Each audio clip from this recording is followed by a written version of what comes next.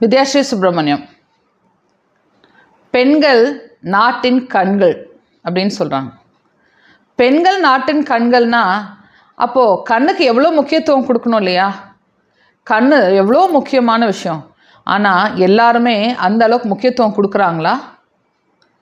பெண்ணா எல்லாரும் ரொம்ப பத்திரமா வச்சுக்கிறாங்களா? ப்ரொடெக்ட் பண்ணுறாங்களா? இல்லை இழிவுபடுத்துகிறாங்களா? மற்றவங்கன்னா யார் அந்த மற்றவங்க? ஆண்களா? மற்ற உயிரினங்களா? இல்லை, ஆண்களும் இழிவுபடுத்துகிறாங்க, பெண்களும் பெண்களையே இழிவுபடுத்துகிறாங்க. ஏன் பெண்கள் ரொம்ப முக்கியம் அப்படின்னா, ஆணுக்கும் பெண்ணுக்கும் முக்கியமான ஒரு வித்தியாசம் என்ன அப்படின்னு பார்த்தீங்கன்னா, பெண்கள்னால தான் குழந்தையை பெற்றெடுக்க முடியும், ஆண்கள்னால குழந்தையை பெற்றெடுக்க முடியாது. ஓகே, இது ஒரு மேஜர் டிஃப்ரென்ஸ். ஏன் பெண்கள் கையில் இந்த யூனிவர்ஸ், இந்த பிரபஞ்சம் இந்த வேலையை கொடுத்துருக்கு அப்படின்னா, அந்த வேலையை மட்டும் கொடுக்கல, அதுக்கான சக்தியும் இந்த பிரபஞ்சம் கொடுத்துருக்கு. இந்த சக்தியோட வேலை என்ன? இந்த சக்திக்கு பல விதமான விஷயங்கள் பண்ண முடியும். ஒரு குழந்தை ஈன்றெடுக்க முடியும், ஃபேமிலி வழி நடத்த முடியும், ஒருத்தர் அனுசரித்து போக முடியும்னு சொல்லிட்டு பல விதமான திறமைகள் இந்த சக்திக்கு இருக்குது. ஆனால் இந்த சக்திக்கு என்ன பிரச்சனை அப்படின்னா, தனக்கு சக்தி இருக்குன்னு தெரியாமையே இந்த சக்தி இல்லாமல் வாழ்ந்துட்டு. ஒவ்வொரு பெண்ணுக்குள்ளேயும் அந்த வீரமான சக்தி இருக்குது, வீரமான மங்கை இருக்குது. இப்போ நவராத்திரியில் பல தெய்வங்கள் சொல்கிறோம் இல்லையா? வீரலக்ஷ்மி, அந்த லக்ஷ்மி, இந்த எல்லா லக்ஷ்மியும் நமக்குள்ளே இருக்குது. ஆனால் அந்தந்த காலகட்டத்தில் அது என்ன பண்ணியிருக்காங்க, இந்த சக்தியை விட்டால் ரொம்ப பிரபஞ்சத்தில் ரொம்ப பெரிய சக்தியாக வந்துடும் சொல்லிட்டு முதலேருந்தே இந்த சக்திக்கு சக்தி இல்லைன்னு சொல்லிட்டு நம்மளை பிரெயின் வாஷ் பண்ணி நமக்கு எதுவுமே லாய்க்கு இல்லை இந்த விஷயத்துக்கு தான் நீ லாய்க்கு, இது நீ பெண்ணா பிறந்தா இதைத்தான் செய்யணும் அப்படின்னு சொல்லிட்டு அடுக்கி பல ஆயிரக்கணக்கான வருஷங்களாக பெண்களுக்கான உண்மையான விஷயங்களை வெளிவிடாமல் பெண்கள் இதுக்கு தான் லாய்க்குன்னு சொல்லிட்டு அவங்கள பிரெயின் வாஷ் பண்ணி அவங்களோட திறமையே என்னன்னு தெரியாமையே போயிடுச்சு. எனக்கு தெரிஞ்சு எனக்கே புரிஞ்சு சில காலங்களுக்கு முன்னாடி என்ன பண்ணுவாங்கன்னா, ஒரு கல்யாணம் பண்ணும்போது பெண்ணோட வயசு அதிகமாக இருக்கும். ஏன் அப்படின்னா, பெண்ணுக்கு மெச்சூரிட்டி ஜாஸ்தி இருக்கும், ஆணுக்கு அதோட மெச்சூரிட்டி கம்மியாக இருக்குமா. அதனால் அவங்களுக்கு வயசு ஜாஸ்தியான பெண்களை கல்யாணம் பண்ணி கொடுத்தா அவங்க குடும்பத்தை நல்லா கொண்டு போவாங்க அப்படின்னு சொல்லிட்டு ஒரு விதமான ட்ரெடிஷன் அந்த காலத்தில் இருந்திருக்கு.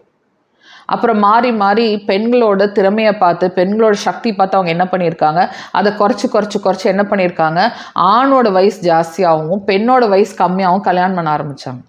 ஆனால் கல்யாணம் பண்ணிவிட்டு அப்போ என்ன பண்ணுறாங்க, ரொம்ப சின்ன வயசுலேயே கல்யாணம் பண்ணிடுறாங்க. அவங்களுக்கு புரியறதுக்கு முன்னாடி, அவங்களுக்கு சிந்திக்கிறதுக்கு ஆரம்பிக்கிறதுக்கு முன்னாடியே கல்யாணம் பண்ணி வச்சு அப்போ இருந்தே அடிமைத்தனத்தை ஆரம்பிச்சிருக்காங்க.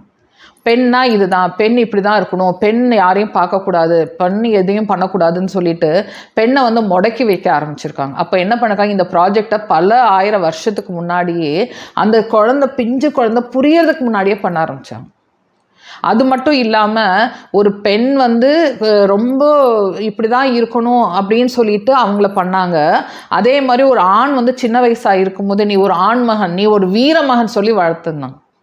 ஆனால் அந்த வளர்த்தது யார்? அது ஒரு பெண்ணு தான்.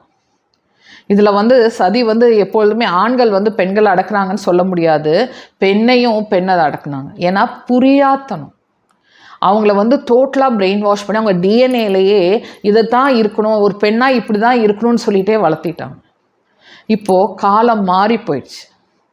கல்கி யுகம் அப்படின்னா கெட்டது மட்டும் வெளியே வரதில்லை, சக்தி வெளியே வரதும் கல்கி யுகமாக நம்ம எடுத்துக்க வேண்டியதான். ஓகே, இப்போது நம்ம வெளியில் வரணும், பெருசாக பண்ணணும் அப்படின்னா நம்ம உடனே டபார் அப்படின்னு சொல்லிட்டு ஒரு அப்பியரன்ஸ் கொடுத்தா உலகம் தாங்காது, வீட்டில் இருக்கவங்க தாங்க மாட்டாங்க, எல்லோரும் ஷாக் ஆயிடுவாங்க. ஓகேயா? இப்போ நான் ஒரு விஷயத்தை பெருசாக பண்ணுறேன் அப்படின்னா, நான் பண்ணுறேன் அப்படின்னு நான் பண்ண முடியாது. ஏன்னா என்னை சுற்றி இருக்கவங்க அக்செப்ட் பண்ணும் பாருங்கள். ஆனால் நான் ஸ்லோவாக மூவ் பண்ணும், ஸ்ட்ராட்டஜிக்காக மூவ் பண்ணும், இன்டெலிஜென்ட்டாக மூவ் பண்ணும். ஆனால் ஆணித்தனமாக மூவ் பண்ணால் எதை பண்ணணும்னு நினைக்கிறனோ அதை ஆணித்தனமாக பண்ண ஆரம்பிக்கணும். ஸோ நம்ம இந்த உமன் வீடியோவில், இந்த சக்தி வீடியோவில் நம்ம என்ன பண்ண போகிறோம் அப்படின்னா, நம்மளோட சக்தி என்னன்னு உணர போகிறோம், அந்த சக்தி வச்சு எப்படி பண்ண போகிறோன்னு பார்க்க போகிறோம். நம்ம நிறைய வரலாறு கேள்விப்பட்டிருக்கோம். வரலாறில் என்ன கேள்விப்பட்டிருக்கோம் அப்படின்னா, ஒரு மக்கள் என்ன பண்ணுறாங்கன்னா, ரொம்ப வலிமையான மக்கள், ரொம்ப பலமான மக்கள் என்ன பண்ணுறாங்கன்னா, ஒரு இனத்தையே போய் அழிச்சிடுறாங்க. பல பல இனங்கள் வந்து இவங்க வந்து ரொம்ப சுப்பீரியராக இருக்கிறோன்னு நினச்சிட்டு ஒரு பவர் இருக்கிறவங்க என்ன பண்ணியிருக்காங்க, பல இனங்களை அழிச்சிருக்காங்க. அதுக்கப்புறமே நமக்கு தெரிஞ்சு நமக்கு ரொம்ப புரிஞ்சு டக்குன்னு புரியக்கூடியது வந்து ஃபஸ்ட்டு வந்து முகலாயர்கள் வந்து எப்படி நம்ம நாட்டுக்குள்ளே வந்து நம்மளை அடிமைப்படுத்தினாங்க, எப்படி வந்து நம்ம நாடை பிடிச்சாங்கன்னு நம்ம படிச்சிருக்கோம். அந்த ஹிஸ்ட்ரி ஓரளவுக்கு நமக்கு தெரியும். அடுத்தது வந்து பிரிட்டிஷ் வந்து நம்மளை எப்படி அடிமைப்படுத்தினாங்கன்னு சொல்லிட்டு அது ரொம்ப நெருக்கமாகவே தெரியும். ஸோ இதெல்லாம் வந்து வெளிநாட்டுக்காரவங்க நம்மளை வந்து பண்ணாங்க.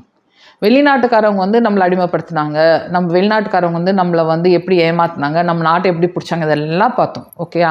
ஸோ அந்த காலம் முடிஞ்சிருச்சு, நமக்கு வந்து சுதந்திரம் கிடச்சிருச்சு, நம்ம வந்து அந்தந்த அவங்கவுங்க நாட்டில் இருக்காங்க. அப்பயும் ஏன் வளர்ச்சி ரொம்ப கம்மியாக இருக்குது, அப்பயும் ஏன் அழிவு நடந்துகிட்டே இருக்குது அப்படின்னு பார்த்தீங்கன்னா, இப்போ வந்து வெளிநாட்டிலேருந்து வந்தவங்க நம்மளை அழிக்கிறது இல்லை, நம்ம நாட்டுக்காரங்களே நம்மளை அழிச்சிட்ருக்காங்க. நம்ம நாட்டுக்காரவங்களே நம்மளை ஏன் அழிக்கிறாங்க அப்படின்னா, அவங்க தான் மட்டும்தான் இருக்கணும்னு நினைக்கிறாங்க. அப்போது அழிவு அப்படிங்கிறது வெளியிலேருந்து வர்றது மட்டும் இல்லாமல் நமக்குள்ளேயே நம்ம பக்கத்தில் இருக்கவங்களே நமக்கு தெரிஞ்சவங்களே நம்மளை அழிச்சிட்ருக்காங்க.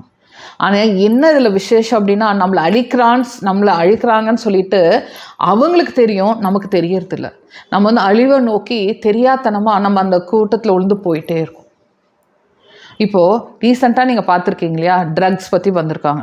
எப்படி தமிழ்நாட்டில் இந்த வந்து போதை பொருள் கலாச்சாரம் வந்து இல்லாமல் இருந்ததோ, இப்போ திடீர்னு போதை வந்து பயங்கரமாக வர ஆரம்பிச்சிருக்கு. அப்படின்னா நம்ம இனத்துக்காரவங்களே, நம்ம மனுஷங்களே, நம்ம நாட்டுக்காரவங்க, நம்மளோட ஊரில் இருக்கவங்களே அதை வெளியிலேருந்து உள்ளே கொண்டு வந்து நம்ம மூளையை சிதைக்க ஆரம்பிக்கிறாங்க. இப்போ நம்ம உஷாராக இருக்கணுமா இல்லையா? அப்போது ஒரு இனத்தையே அவங்க அழிக்கிறதுக்கு ரெடி ஆகிட்டாங்க. நம்ம இனத்தை நம்ம அழிக்கணுமா? நம்ம அதுக்கு தான் பிறந்திருக்கோமா? இப்போது இவ்வளோ முன்னேற்றம் இருக்குது, இவ்வளோ கலாச்சாரம் இருக்குது, இவ்வளோ விஷயங்கள் வெளியில் இருக்குது. நம்ம வந்து இன்டர்நெட் இருக்குது, ஃபோன் இருக்குது, எல்லா விதமான குளோபலைசேஷன் இருக்குது. எந்த நாட்டில் எது நடந்தாலும் நமக்கு உடனே தெரிஞ்சிருது. இவ்வளோ அவேர்னஸ் இருந்தும் நம்மளை வந்து ஒருத்தவங்க அதை அழிக்க ஆயிட்டாங்க அப்படின்னா, அப்போ வந்து ஒரு பக்கம் அவங்க அழிக்க தயாராகும் போதே அவங்களை இன்னொரு பக்கம் வந்து நம்மளை வந்து முட்டாள் பண்ணிட்டாங்க. ஒரு பக்கம் நம்மளை முட்டாள் ரொம்ப நாளாக பண்ணிகிட்ருக்காங்க. ஒரு ஜென்ரேஷனுக்கு முன்னாடி தான் நம்மளை முட்டாள் ஆக்கிட்டாங்க. முட்டாள் ஆக்கின அந்த பேஸை வச்சு இப்போ வந்து நம்ம இனத்தையே அழிக்க ரெடி பண்ணிட்டாங்க. இதை நம்ம விடலாமா? அதனால தான் நான் சொன்னேன், பெண்கள் இந்நாட்டின் கண்கள். ஒரு வித்தியாசம், ஒரு முன்னேற்றம் வேணும் அப்படின்னா இது ஆண்களால் மட்டும் முடியாது, இது பெண்களாலேயும் முடியும். பெண்கள் தான் முடிவு பண்ண முடியும். பெண்கள் தான் யாரை தேர்ந்தெடுக்கணும், யார் நமக்கு தலைவனாக வரணும், யார் நம்ம பரம்பரையை கொண்டு போக முடியும், யார் நம்ம பரம்பரையை பத்திரமா கொண்டு போக முடியும், எப்படி ஒரு ஒழுக்கமான ஒரு விஷயத்தை இருக்க முடியும். நான் நல்லா இருந்தால் தான் மற்றவங்களும் நல்லா இருக்க முடியும், மற்றவங்க நல்லா இருந்தால் நான் நல்லா இருக்க முடியுங்கிற விஷயத்த இது ஆண்களோட பெண்களுக்கு பெட்டராக முடியும்.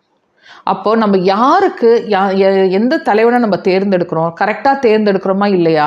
அந்த இடத்துல இப்போ ஒருத்தர் வந்து லஞ்சம் வாங்குறார் அப்படின்னா, அந்த லஞ்சம் வாங்கினவர் ஓகே, அவர் ஏன் வாங்கினார்? ஓகே, அவருக்கு அவரோட புத்தியாக இருக்கலாம், அது அவங்களோட பழக்கமாக இருக்கலாம். ஆனால் அந்த லஞ்சத்தை வாங்கி ஒரு குடும்பத்தை நடத்தினது யார்? அந்த மனைவி தான். அப்போ எப்போ அந்த மனைவி வந்து ஒரு ஸ்டாண்ட் எடுத்து இல்லை இது சரியில்லை, இந்த மாதிரி இருக்கக்கூடாதுன்னு எப்போ ஸ்டாண்ட் எடுத்துச்சோ அப்போ வந்து பார்த்திங்கன்னா அவர் வந்து லஞ்சம் வாங்குறத விட்டுருப்பார். ஒவ்வொரு விஷயமும் பெண்கள் வந்து தலையிட்டு இது நியாயம் கரெக்டாக இருக்கா இல்லையா? ஏன்னா இந்த உலகத்தில் நானும் வாழணும், மற்றவங்களும் வாழணும்.